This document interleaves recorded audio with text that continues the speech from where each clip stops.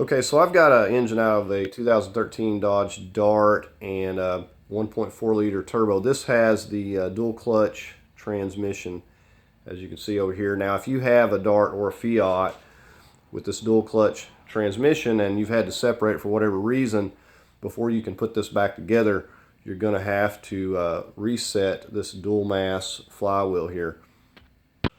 Alright, so this is our dual mass flywheel, and you'll note it's got these springs in here, and it's got some really heavy duty springs in here, to say the least. Now you'll notice these little tabs right here.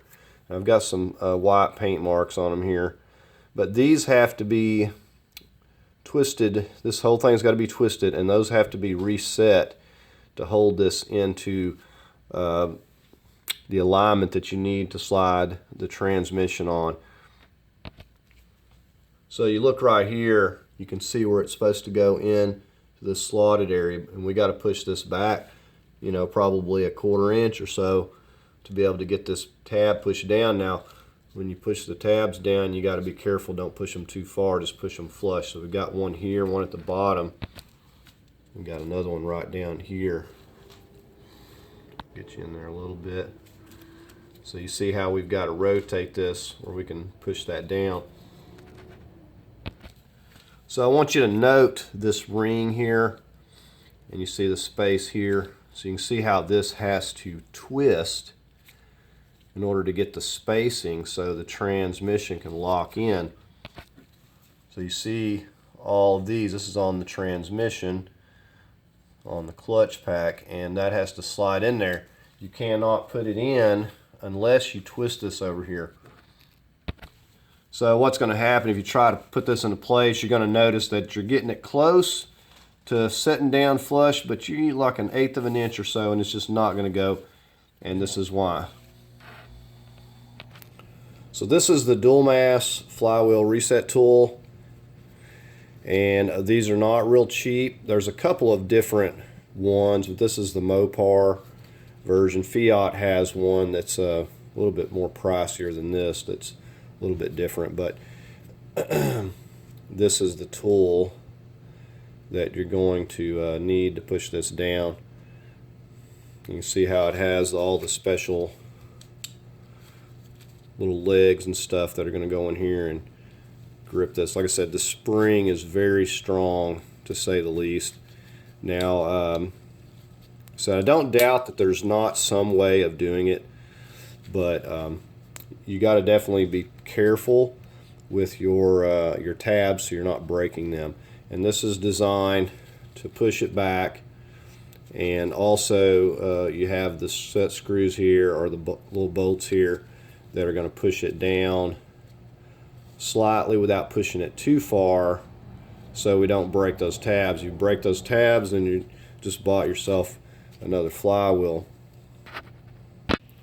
Right, so we're going to start, make sure our bolts are up a little bit. We don't want them to be hitting there. And you'll notice this little particular part right here, this is going to help grip. So what only thing we need to do is make sure that the tool's like this, and we're going to make sure that these are going to be over the top of our tabs here. So I'm going to set it right here. It's going to grab onto this part right here. So we're going to get that set in place here in just a moment. Alright, so we got it setting down. Let me show you from the other angle.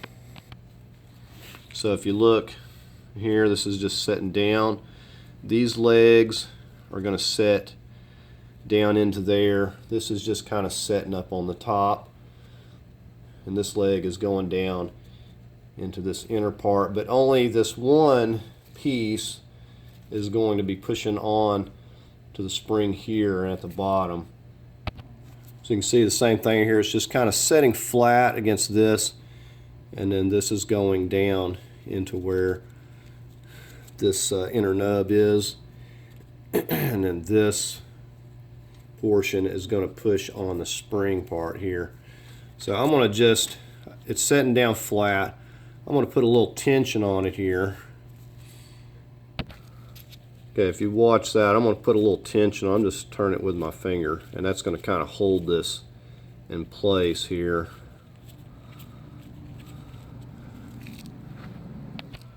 So let me just try to give you a view all the way around this. You can kind of see what's going on. So you see how that's setting. That portion is gripping the springed ring portion. That's going down in there, setting in between those inner nubs. That's just setting it flat. And then this is going to apply the pressure to this mechanism. The bolts are directly set up over the top of the little tabs. And so it doesn't take a lot of pressure to turn those. You can do it pretty much with your finger. Let me show you the bottom. Same thing, it's sitting down in there like that. And if you can see, this one down here is also going to be grabbing hold of that springed portion of that ring.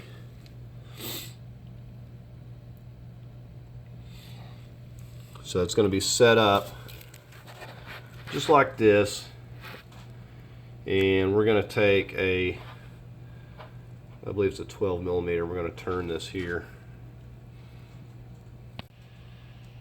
And now, like I said, these legs here, or these legs are going to set down into the nub portion. Now this and this here is what actually turns the springed mechanism, and they have the little hooks that hook into under that little ring portion right there on the top and the bottom. So we're going to go ahead, so I've got my socket here, we're going to go ahead and start turning this. Okay, so I've just got a little micro ratchet, and we're going to start turning this, and I want you to watch these rings. So we're going to look on the top and the bottom. You look at the white dot right there.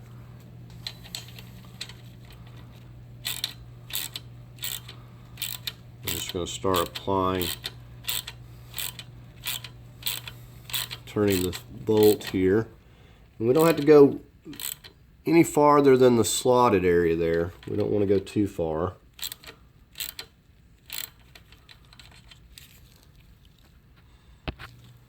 Alright, so now I've got it turned far enough for the top. We're going to take a look at the bottom too. Alright, so we've got it turned far enough. We can go ahead and turn our screws here, and we're just going to push it down flush with that metal. We don't want to go any farther or we run the risk of breaking the tab. So I'm just going to turn it a little at a time, and I'm going to go in here and just kind of feel and make sure that it's even with that piece of metal. Don't ever stick your fingers in there. So it's a lot of spring force. All right, and you can see those are over the top and the bottom. Just going to turn them a little bit at a time, carefully. Right, and what I like to do once I've got that pushed down there, I like to take and just make sure this is not hanging up. So I've got it pushed down far enough. Alright, so if you can see that, it's basically pushed down flush with this surface of this metal. Not the spring, but this metal right here, the screwdriver is touching. We want it flush with that. Now it's the same thing down on the bottom. Just made sure that this is flush with the metal down here. Right, so once we're confident that we've got those absolutely flush, we'll go ahead and loosen this off. And the pressure from the springs is going to hold those in place. Just loosen that off. Carefully lift this out. Now you'll note the position of these now back in behind these slots, and you'll also note that we can now slide the transmission in, 'cause all these are where they're supposed to be. So anytime that you separate the two of these, you're going to have to reset this. And another thing, back what I was talking about with these tabs, now you do not want to push on those too far because they will break. So you just want to be careful about that. Push them down flush and then stop there. Right, so that's going to do it on this video. And this is a Miller 10310 tool. I know there's not a lot of information out there on these dual clutch and dual mass flywheel, and as far as resetting this, so hopefully this can help someone else out. But you really do need some sort of tool like this. These springs are really powerful.